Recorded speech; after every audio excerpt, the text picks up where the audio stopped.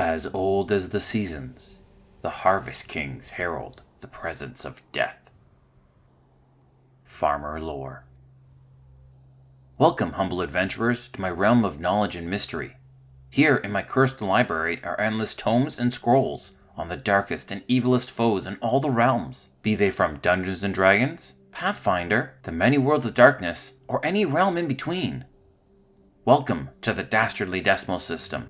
I'm your caretaker of the corrupt, the librarian Castor Cain, and supervising as always is Vega the cat. Scarecrows are a symbol of protection for most people. They are men of straw that sit upon wooden poles who are meant to protect our crops and guard our homesteads. They are spooky by nature, but somehow they still manage to bring a sense of calm to our hearts.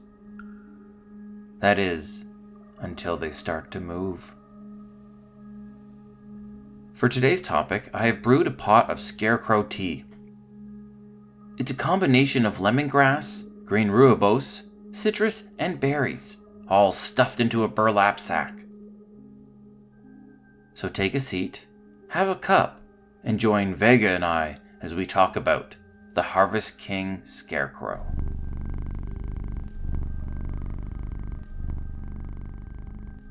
The Harvest King Scarecrow stands taller than the rest of his animated kin.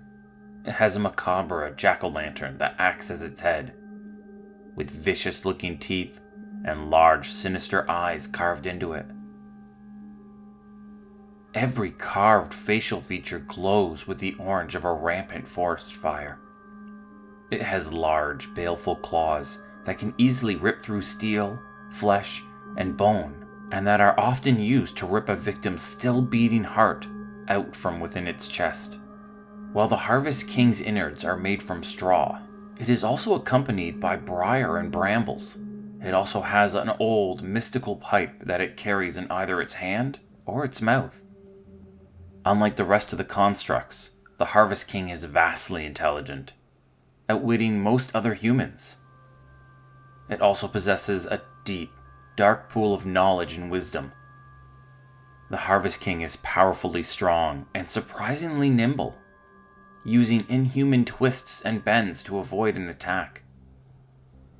The Harvest King cannot be put to sleep, poisoned, or inflicted with disease. Despite its straw interiors, it is even resistant to fire.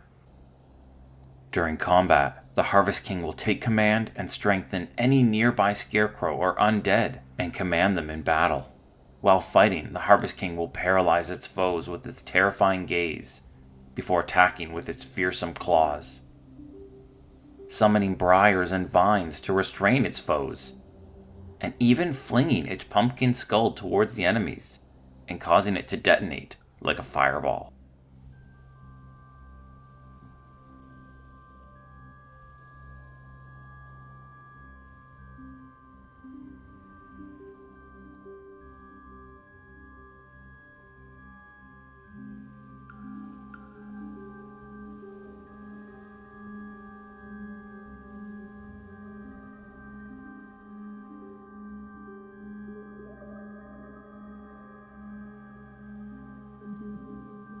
In days past, long, long ago, when the Shadowfell lay close to the material plane, the harvest time was a dangerous time for mortals. The spirits of the dead would drift across the orange autumn skies. Corpses, shades, and spirits would claw their way back to the material plane. Desperate to appease the restless dead, farmers took to the practice of carving jack-o'-lanterns and placing them atop of regular scarecrows, while repeating the mantra over and over. "Pass over this place, ye cold and restless ones, for when death is nigh, we do his subjects honor." This worked for a long time, until it caught the attention of something sinister. Now, from time to time, an evil spirit would be drawn to one of these lonely scarecrows, slumping from a fence post, and it would possess it. These became the feared walking scarecrows, the brutal and violent constructs that would rip your heart from your chest. They would dance amongst the fields in what would be known as the Dance Macabre. But one night, when the moon was a wintry silver scythe poised above the autumn world, a powerful archfey looked upon the material plane and spotted the Dance Macabre. Seeing this as a form of power and control, it crossed into the material plane, possessed a scarecrow, and took control of the Dance Macabre.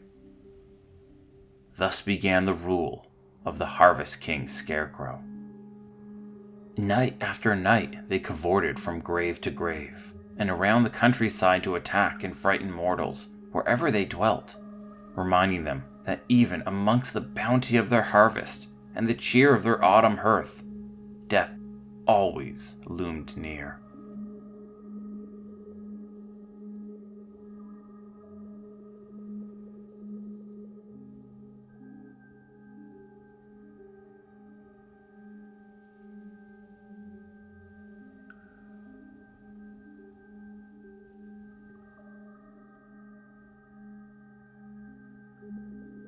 While the Harvest King and his court of the undead in the straw field danced across the field, slaughtering and terrifying whomever they pleased, they caused great fear amongst the mortals, and even a twisted form of worship, much like how sailors would pray to the evil goddess Umberlee in order to avoid storms during their sails. Farmers and townsmen would pray and lay out tributes to the Harvest King in order for protection. These actions, however, were noticed by others. She was a proud and ancient hag. She crossed over from the Feywild with cauldrons of raw magic bubbling in her blood. Her name was a debated topic. Some thought that she was the Baba Yaga. Others thought her to be Morgan or Igilwiv, and others still thought her to be someone completely different. Regardless of her name, she looked upon the scarecrows with gleeful envy. She watched how the Harvest King and its entourage caused fear and suffering across the fields, and she salivated at the sight. She wanted that fear. She wanted that terror. If she could feed on those emotions, she could strengthen her essence and her magic. She needed to know how to make these scarecrow. In a brown autumn field, beneath a horned demon moon, the hag called out to the powers of darkness and bade them to attend to her. The hag would have offered the darkness a piece of her black soul for the knowledge of the scarecrow. She had already sold a last withered bit of it to a devil many, many years ago. Instead, she offered the lives of the mortal farmers who owned their fields. After the hag had murdered them one by one, and sucked the last of their marrow from their bones, a voice from the darkness whispered to her the secrets of stitching spirits into bodies of cloth and straw. Thus began her reign as the mother of scarecrows. She began experimenting with scarecrows, finding new and terrifying variations. If she took the terrified heart of a scarecrow's victim and placed it into a new scarecrow, they created a creature that exuded such fear from mortals that it could cause cardiac arrest en masse. These were the Haunter Scarecrows. If she filled the interior with desecrated innards, gave it a nightmarish face with torn flesh held together by metal hooks, and sewed buttons onto flesh where her eyes should be, she created a scarecrow horror. This creature would have a hatred for any and all life, and wish little more than to slaughter everything. The mother even found a way to bind a demon to a scarecrow, creating a ruthless predator that would destroy everything in its path. If their body was destroyed, they would leap to another, building up their collection of vicious and sadistic weapons in the meantime. The mother sold her creations to the denizens of the Feywild. Dark Eladrin, evil gnomes, hags, Fomorians, and other Fey evils proudly displayed their newly purchased guardians. but the mother gave them each the same warning. Keep their scarecrows away from the Harvest King. Because despite her creativity, her arcane power, and her magic, the moment the Harvest King came within range of one of her scarecrows, it would instantly claim control over it. Because nothing escaped the control of the Harvest King Scarecrow.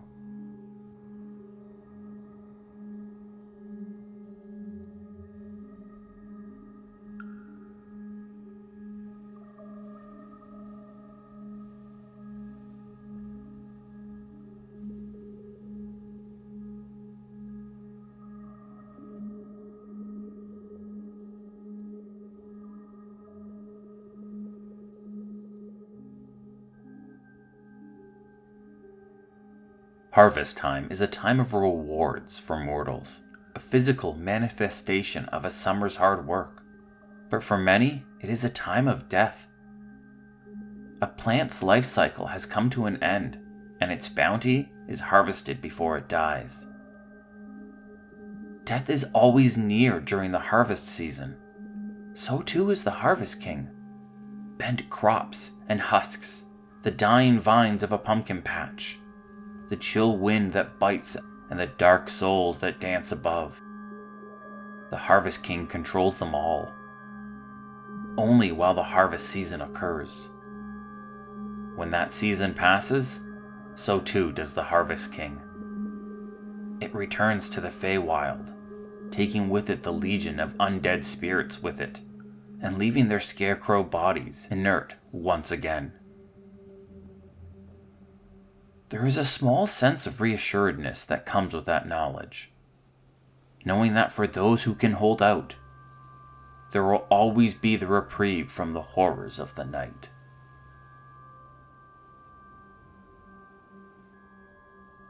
It seems that our tea has run out. I hope this aids you in your farming endeavors. Join me again in my library for more stories and lore about the darkest villains from the darkest realms. This has been the Dastardly Decimal System, and once again, I'm your librarian, Castor Cain. And with me as always is Vega.